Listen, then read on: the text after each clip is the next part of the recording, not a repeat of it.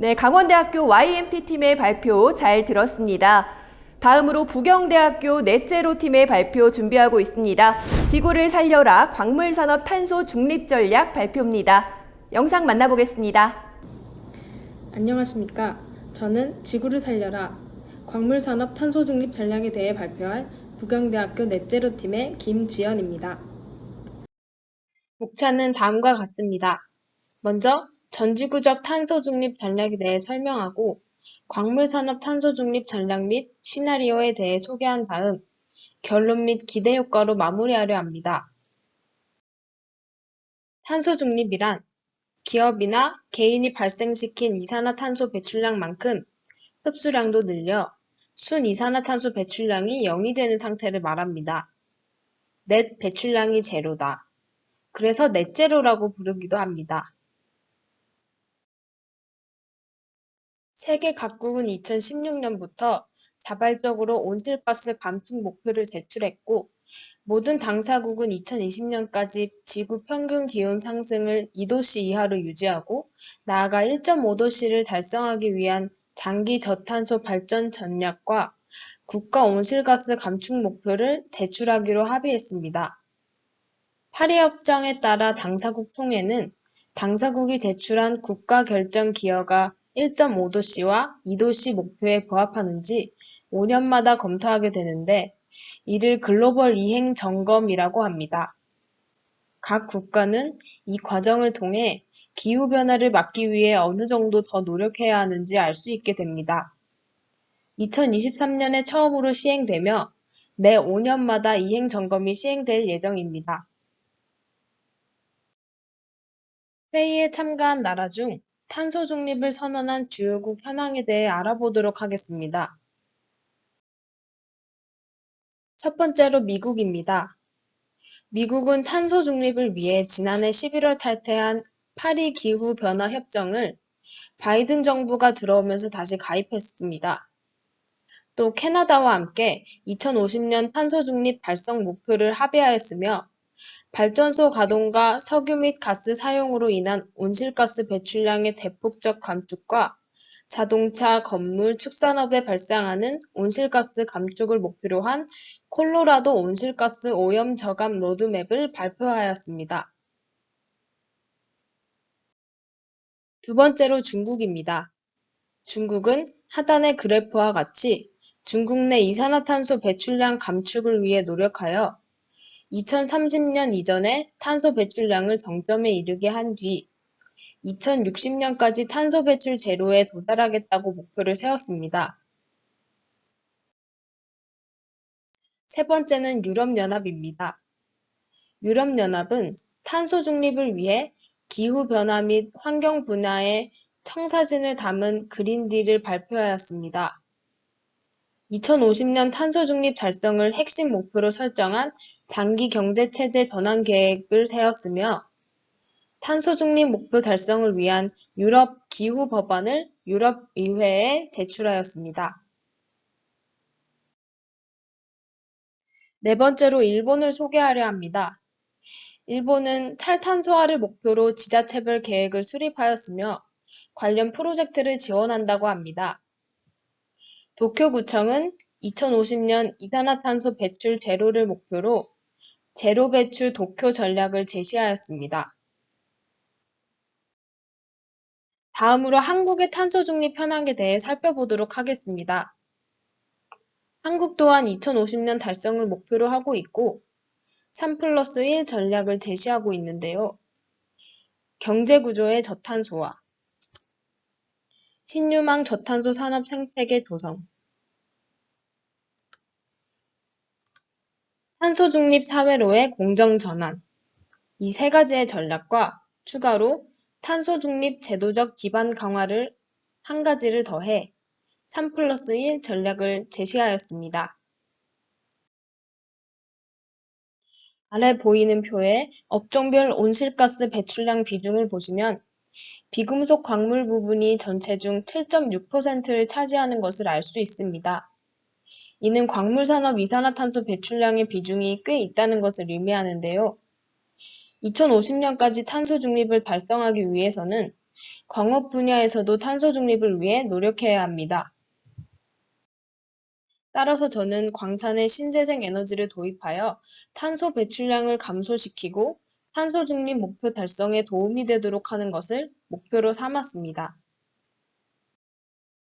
그렇다면 이 목표를 달성하기 위해 어떤 전략이 필요할까요? 저희 팀은 광업계 탄소 중립을 위한 전략을 두 가지 제시하려 합니다.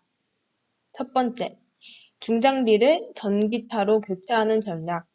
두 번째, 재생에너지를 통해 광산에 전력을 공급하는 전략입니다. 먼저 첫 번째, 중장비를 전기차로 교체하는 전략에 대해 설명하도록 하겠습니다. 다음 사진을 보시면 제작 및 사용 과정 전체에서 휘발유차에 비해 전기차가 이산화탄소를 훨씬 적게 배출하는 것을 알 수 있습니다. 이것이 우리가 광산의 중장비를 전기차로 교체해야 하는 이유입니다. 현재 광산에서는 다음과 같은 광산용 트럭들과 굴삭기가 쓰입니다. 하지만 우리는 이산화탄소 감축을 위해 이런 디젤을 원료로 하는 중장비 말고 사례와 같이 전기로 움직이는 중장비로 교체해야 합니다. 이는 회사 코마츠의 9302-4라는 전기 덤프 트럭입니다. 다음 사진은 스위스 공업기기 회사 쿤 슈왈츠 AG의 이덤프라는 전기 덤프 트럭입니다. 스위스 비엘 채석장에서 운영되는 덤프 트럭으로 세계에서 가장 큰 전기 자동차입니다. 이 트럭은 매년 디젤 연료 5만 톤 상당을 절약해 약 130만 kg의 이산화탄소를 줄인다고 합니다. 그리고 이는 각각 볼보와 캐터필러 회사의 전기 굴삭기입니다. 두 굴삭기 모두 기존 굴삭기보다 소음이 10배가량 적으며 캐터필러의 굴삭기는 한 대로 연간 52톤의 이산화탄소 배출량을 줄일 수 있으며 비슷한 크기의 굴삭기 2,500대를 교체한다면 도로에서 승용차 6만 대가 줄어드는 공해물질 배출 감소 효과를 볼 수 있다고 합니다. 뿐만 아니라 볼보에서는 TA15이라는 자율주행 전기 덤프트럭을 개발 중에 있습니다. 전기구동과 더불어 GPS, 레이더, 다중센서 등을 활용하고 자율주행 기술까지 더해진 덤프트럭입니다. 이와 같은 많은 전기 중장비 사례가 있기에 첫 번째 전략을 이행하는 데에 큰 문제가 없을 것 같습니다.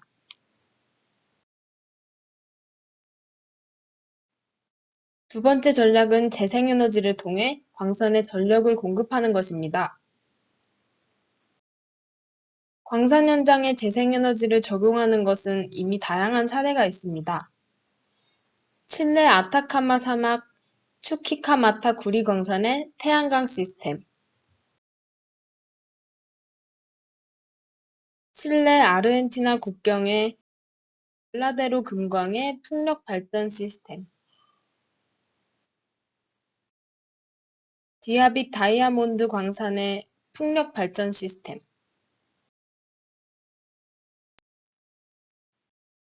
이히르 금광의 지열 발전 시스템,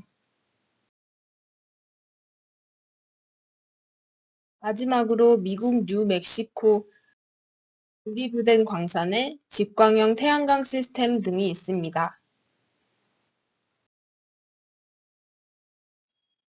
이 전략들을 가상으로 설정한 한국 광산 시나리오에 적용시켜 보도록 하겠습니다.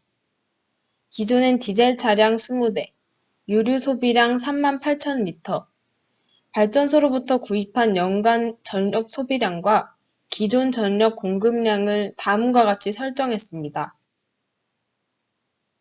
이제 이 시나리오의 전략을 적용해보면 기존 디젤 차량보다 큰 출력과 무게를 가진 전기차 15대가 쓰이게 되고 유류 소비 대신 전기 중장비 전력 공급량이 다음과 같이 쓰이며 발전소로부터 전력 구입 대신 태양 전지를 통해 연간 발전량을 얻어 광산에서 사용하게 됩니다.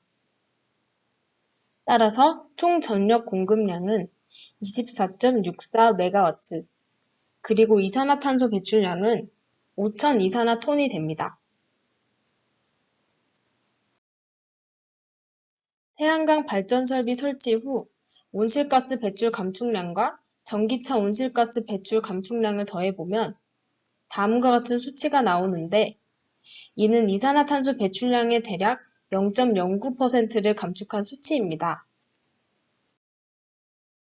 이 시나리오의 예상 비용은 다음과 같으며, 전략을 적용했을 시 광산을 위한 전력 구매 비용과 디젤 중장비 유류비가 절약되기 때문에 이 비용을 더한 6천만 원이 수익으로 남게 됩니다.